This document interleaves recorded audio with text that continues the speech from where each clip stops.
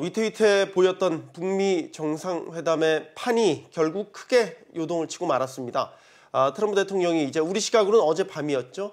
6월 10일 예정됐던 북미 정상회담을 취소한다 이렇게 통보한 것인데요.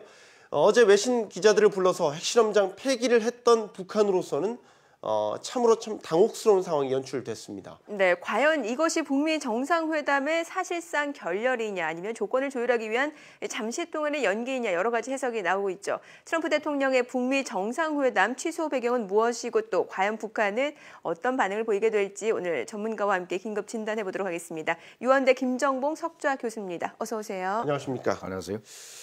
정말 앞서 말씀드린 대로 위태위태해 보였는데 판이 한번 크게 흔들리게 됐습니다.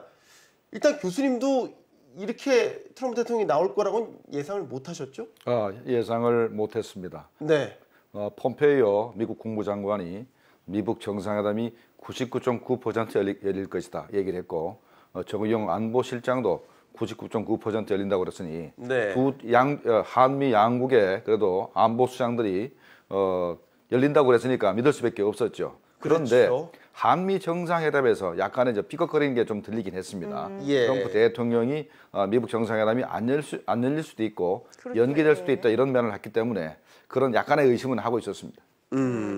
트럼프 대통령의 이 같은 그 취소 결정, 이 배경을 놓고 의견이 분분한데 특히나 이제 어제는 북한이 비핵화의 첫 단계라고 할 수 있는 풍계리 핵실험장 폐기 행사를 한 날 아니었습니까? 그러니까요. 배경을 어떻게 해석해 볼 수 있을까요? 네, 일단 트럼프 대통령 입장에서는 북한 김정은 위원장이 비핵화를 하겠다는 진정성이 없으면 아무리 사찰을 하거나 한다 하더라도 북한의 비핵화를 북한의 핵보유를 막을 방법이 없습니다. 왜 그러냐면 핵무기라는 것이 핵물질 자체가 사과만 합니다. 북한 땅덩어리 넓고 사과만한 걸 숨기기 어렵지 않거든요. 그래서 김정은 위원장의 진정성이 중요한데 최근 들어서 북한의 공식 언론 매체들 노동신문이나 조선중앙통신을 통해서 자꾸 자기들이 핵보유국이다. 그래서 핵군축 회담을 해야 된다. 이렇게 주장을 하고 하니까 네. 한국 특사단이나 우리 문재인 대통령한테 듣는 얘기가 좀 다르니까 트럼프 대통령이 약간 실망도 했고 그래서 이게 팔을 좀 흔들어 보겠다라는 생각으로 미국 정상회담을 이렇게 연기를 한 건지 아니면 완전히 안 하겠다 하는 건지 현재 그런 상황이 여기까지 온 것 같습니다. 우리 정부도 당혹감을 감추지 못하고 있는 모습으로 보이죠? 문재인 대통령이 한미 정상회담을 네. 끝내고 돌아온 지 불과 하루 만에 이런 식의 이제 소식이 들려왔으니까요. 네. 아마도 미리 알고 있지는 않았던 것 같습니다. 네. 지금까지 모양새로 봐서는요. 그렇죠. 어제 낮까지만 해도 미국 정상회담이 열리는 싱가포르에 문재인 대통령이 가시겠다. 그러니까요. 그래서 거기서 남북한 미국 3자 간에 종전선언을 하겠다 이런 얘기 계속 나온 거 봐서는 전혀 모르는 것 같았고 한국 정부가 모르는 게 아니고 폼페이오 미 국무장관도 몰랐던 것 같습니다. 트럼프 대통령이 북한에 대해서 이 편지를 썼을 때 그때 폼페이오 국무장관은 미 상원 외교위원회에서 답변을 하고 있었습니다. 그때 트럼프 대통령이 그런 서신을 발표했다는 걸 딱 듣고 폼페이오 국무장관도 상당히 얼굴이 이렇게 경색되고 네. 놀란 걸 봐서는 네. 우리 정부뿐만 아니라 미국 폼페이오 장관도 몰랐던 것 같습니다. 자, 다시 회담 취소의 배경으로 돌아가 봐서요. 지금 트럼프 대통령이 회담을 취소하겠다고 밝힌 이유가 이제 분노와 적개심 얘기를 했단 말이죠. 근데 이렇게만 보기에는 여러 의문이 남는 게 지금 문제가 됐던 게 이제 최선희 외무상 부상의 담화가 결정적이었다고는 이제 비춰지는데 따지자면 그 전에 김계관 부상의 담화가 수위 발언으로 따지자면 더 셌다고도 볼 수 있는데 그때는 가만히 있더니 이때 이제 와서 이제 분노와 적개심을 이유로 들어서 취소했다? 납득이 딱 가진 않는다는 거예요. 앞뒤 전후 관계가. 그러니까 김계관이나 최선희를 떼어놓고 볼 게 아니라 누적되었다고 봐야 돼요. 누적됐다고 보는 게 맞겠고 트럼프 대통령 입장에서는 자기 참모인 볼튼 안보보좌관을 무력화시키려고 비난을 했습니다. 예. 그때 이제 볼튼 얘기는 뭐냐면 리비아식으로 북한 핵 문제를 풀겠다 그러니까 북한이 반발하니까 트럼프 대통령이 자존심을 죽여가면서 우리가 추구하는 것이 리비아식이 아니다. 트럼프식이다라고 해서 자존심을 구겨가면서 변명까지 했습니다. 네. 그런데 또다시 최선희가 그 자기들이 현재 핵무장력이 강한데 미국한테 전례 없는 패배를 안기겠다 이렇게 얘기를 했고 예. 또 트럼프 대통령한테 회담장으로 나올래 아니면 핵 대결장으로 나올래라고 선택을 강요까지 했습니다. 그럼 트럼프 대통령이 그건 뭐 용납할 수 없는 것이죠. 뭐 지금 사실 근데 이 부분에 대해서 뭐 미국 내 상황을 좀 분석해 볼 필요가 있다라는 얘기도 나오는 게 네. 사실 이 북미 정상회담 추진 자체는 트럼프 대통령 입장에서 보게 되면은 굉장히 외로운 싸움이었어요. 왜냐하면 워낙 그 측근들이 대북에 대해서 강경파 강경파였죠. 아니겠습니까? 네. 그러면은 그 측근들의 그런 압박도 결국에 무시할 수 없었기 때문에 이런 결정이 나오게 된 게 아닐까라는 생각도 들거든요. 네, 그렇습니다. 현재 미국 의회 내에서도 또 미국의 핵무기 전문가, 북한 전문가들도 북한이 비핵화할 가능성이 낮다라고 주장을 하는데 대개 90% 이상의 전문가들이 그렇게 얘기를 하고 있기 때문에 트럼프 대통령이 만약에 김정은 위원장과 싱가포르에서 회담을 하게 되면 또 한 번 속는 것이다 라고 해서 굉장히 만류를 하고 회담을 연기할 필요가 있다 이렇게 주장을 했는데 트럼프 대통령이 우리 한국 정부의 입장을 많이 받아들여서 회담을 강행할 생각을 쭉 가지고 있었습니다. 네. 그런데 최근 들어서 북한이 자꾸 그 핵군축 회담을 하자는 입장을 자꾸 보이고 있으면서 비핵화의 의지를 안 보이니까 여기서 일단 그 보좌진의 얘기를 들을 수밖에 없고 보좌진 가운데 폼페이오 국무장관과 볼턴 안보보좌관 둘이 이제 의견이 막 부딪히지 않습니까? 네. 근데 이번에 그 성명문을 쓴 것은 볼턴하고 같이 썼다고 합니다. 그래서 결국은 볼턴의 손을 들어줬다라고 봐야 되겠습니다. 성명문을 볼튼이랑 같이 썼다. 북한도 반응을 내놨습니다. 조금 전이었습니다. 어떤 반응을 내놓을까? 이런 반응을 내놨습니다. 김계관 외무성 부상이 미국과 아무 때나 마주 앉아서 문제를 풀 용의가 있다. 뭐 예상외로 좀 담담했다고 할까요? 그러니까 대화 용의를 드러낸 거잖아요. 어떻게 보셨습니까? 아주 듣기로는 담담할지 모르지만 제가 볼 때는 완전한 그 항복입니다. 예, 완전한 항복입니다. 완전한 항복이라고 봐야 됩니다. 일단 표현자 요만 가지고 나와서는 물론 오늘 이제 또 뭐 다른 매체를 통해서 북한 군의 장성 이입을 통해서 우리가 대화와 대결에 전부 다 준비가 돼 있다라고 강하게 나올지는 모르지만 네. 현재 요 말만 봐서는 그 트럼프 대통령한테 완전히 고개를 숙였다고 봐야 되는데 현재 북한이 강하게 못 나오는 것은 현재 유엔의 그 제재만 가지고도 북한 체제가 붕괴될 수 있습니다. 경제적으로 압박을 워낙 강하게 하고 있기 때문에 붕괴할 수가 있고 또 하나는 계속해서 현재 한반도 지역에 끊임없이 미국의 전략 자산들이 이제 기울되고 있고 현재 전쟁 준비가 거의 끝난 상태입니다. 그래서 만약에 정말로 북한이 야 한번 붙어볼래라고 하면 미국이 정말로 공격할 수 있기 때문에 현재 그 김계관은 현재 꼬리를 내리고 굉장히 고개를 숙이는 입장이라고 좀 봐야 되겠습니다. 그렇군요. 자, 북한이 이제 어제 풍계리 핵실험장을 폐기했습니다. 네. 오늘 저희가 이 부분에 대해서 자세히 짚어보려고 했는데 뭐 회담 취소하는 별개로 이 풍계리 핵실험장 폐기 굉장히 중요한 부분 아니겠습니까? 어제 그 폐기 과정에 대해서 좀 설명을 해주시죠. 네, 풍계리에는 갱도가 4개 있습니다. 네. 자, 1번 갱도는 1차 핵실험 때 핵실험을 했는데 폭발력은 굉장히 낮았음에도 불구하고 그 당시에는 경험이 부족해가지고 핵이 누출돼서 그 당시에 벌써 쓸모가 없게 됐습니다. 그래서 그 당시에 벌써 이 콘크리트 타설을 해서 막아놓은 상태였기 때문에 네. 이번에 폭발을 못 시켰습니다. 만약에 폭발시키면 핵이 누출되기 때문에 폭발을 못 시킨 것이고 2번 갱도는 거기서 핵실험을 5번 했죠. 네. 5번 했는데 그거는 더 이상 쓰지를 못합니다만은 일단은 입구를 이번에 폭발을 시켰습니다.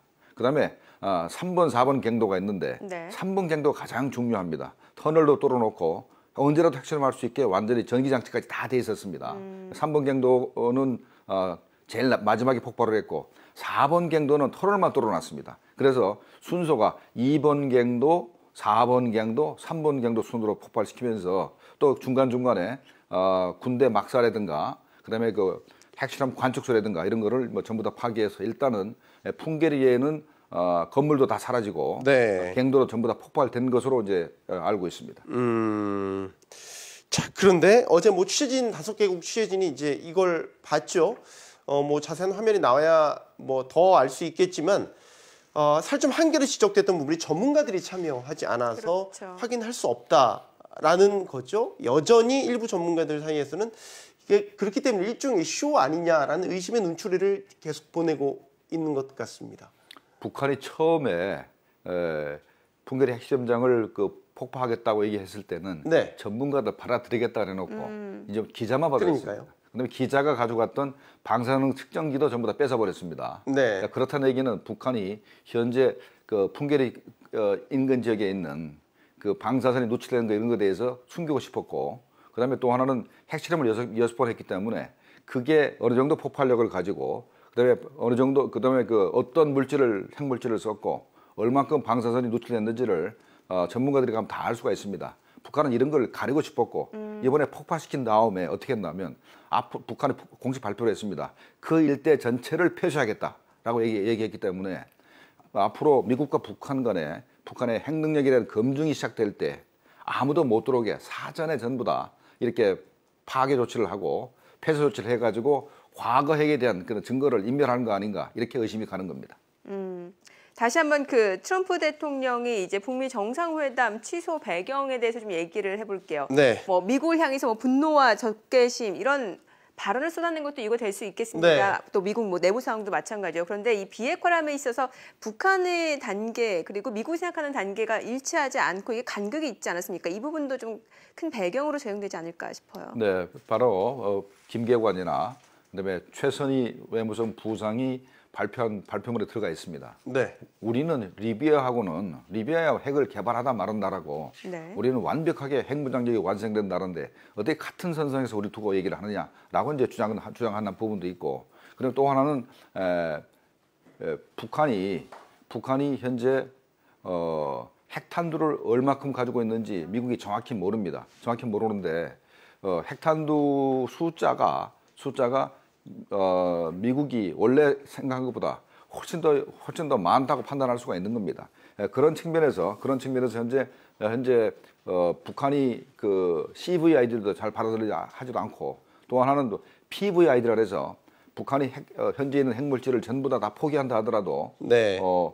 핵 기술자를 데리고 있으면은 핵을 다시 만들 수 있으니까 네. 미국 입장에서는 그것까지 이제 파기하고 싶은데 북한이 그걸 거절하고 있기 때문에 현재 트럼프 대통령이 판을 바꾸기 위해서 일단은 미북 정상회담을 일단 파기한 것으로 이제 판단이 됩니다.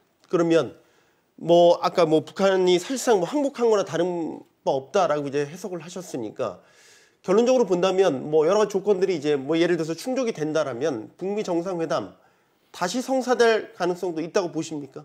저는 성사될 가능성이 있다고 보는 것이, 네. 트럼프 대통령도 6월 12일 날 미북 정상회담을 안 한다고 했지만 네. 끝에 얘기가 나옵니다. 뭐라 그러냐면 다시 하고 싶으면은 김정은 위원장이 전화를 해라. 주저하지 말고. 아니면 편지하라고. 예, 편지하거나 그렇죠? 전화하는 얘기가 있었고, 이번에 김계관 제1 부상도 무조건 북한과 미국과 다시 한번 이렇게 회담을 하고 싶다라는 의지를 보였기 때문에 북한이 미국이 요구하는 조건들을 받아들인다면 회담은 다시 열릴 겁니다. 그런데 북한 입장에서는 CVID를 받아들이기가 굉장히 힘들다는 얘기가 있어요. 태영호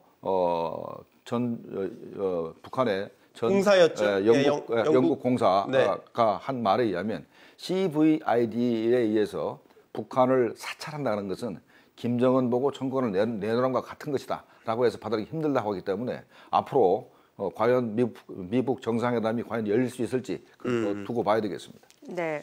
자, 지금 이런 상황에서 이제 중국 쪽에 관심이 좀 쏠리고 있는 게, 네. 미국이 크게 판을 지금 흔든 상황에서 북한은 좀 우왕좌왕하면서 일단 꼬리를 내린 상황이고, 그러면 중국이 또 등판할 가능성도 있어 보이는데 사실 러시아는 발빠르게 입장을 내놓지 않았습니까? 어떻게 보십니까? 러시아는 일단은 독자적으로 미국과 대결할 능력이 전혀 안 됩니다. 그러니까 러시아는 항상 중국과 입장을 같이 하니까 네. 러시아와 중국을 이제 같이 우리가 묶어서 이제 봐야 되고, 중국은 항상 뭘 주장했냐면 북한 비핵화 문제는 쌍중단, 쌍계병영 그러면서 북한이 도발을 하지 않으면, 그다음에 한미연합훈련을 중지해야 되고, 그다음에 북한이 비핵화 과정에 들어가게 되면 미국도 북한의 체제 안정을 보장하기 위해서 평화협정 체결을 해야 된다라고 주장하는데, 이번에 김정은 위원장이 두 번째 다롄을 가서 중국한테서 상당히 많은 그 얘기를 듣고 온 것 같아요.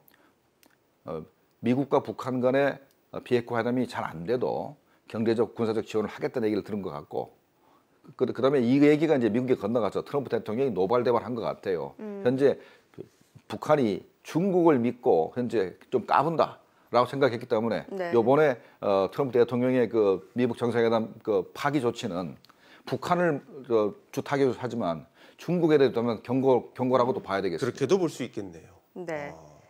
자, 지금 뭐 발등에 불 떨어진 건 우리 정부도 마찬가지일 것 같아요. 그렇죠. 잘 대응해야 될 시기인데 어떻게 방향을 잡아가야 된다고 보십니까? 일단은 북한 비핵화를 위해서 한미 공조가 가장 중요합니다. 네. 예, 현재 한국과 미국은 동맹국이기 때문에 미국의 입장에 전적으로 동의를 하지 않으면 북한이 비핵화 의사를 보이지 않습니다. 왜냐하면 한국도 자기 편이라 생각을 해서 중국과 한국, 북한이 힘을 합쳐서 미국을 압박하면은 비핵화에서 구멍이 있을 수 있다 생각하기 때문에 우리는 무조건 그 미국의 입장을 지지하는 것이 맞고 그 과정에서 일단은 그 김정은 위원장이 우리 정부의 한 말들이 많이 있습니다. 비핵화의 진정성을 보이는 말들을 많이 했기 때문에 우리 대통령께서는 뭐 직통 전화를 통하든가 아니면 특사를 보내가지고 지금까지 지난 2월달 이후에 김정은 위원장이 우리한테 했던 말을 좀 지키라고 이렇게 요구도 하고 그 다음에 미국 측에 대해서는 현재 북한의 진정성을 이렇게 들은 다음에 진정성을 다시 한번 전달하고 그 다음에 북한이 요구하는 부분이 있습니다.